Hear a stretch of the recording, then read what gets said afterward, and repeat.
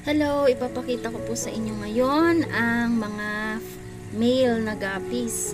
Ayan, makukulay po sila. Kapag makukulay yung mga buntot nila, ayan, mga lalaki po yan. Tsaka hindi ganun kalakihan. Yun po ang male guppies. Ang ganda nila talagang pagmastan. Oh, nakakatuwa. Very colorful. Kaya nakaka-relax. Ito po yung hobby. Isa sa mga hobbies pala ng aking asawa. Ako ay nagustuhan ko na rin kasi ang ganda talaga nilang tingnan. Yan oh, nakaka-relax, nakakawala talaga ng stress. So, ayan ang mga guppies pala ay pampaswerte din ayon sa mga Chinese.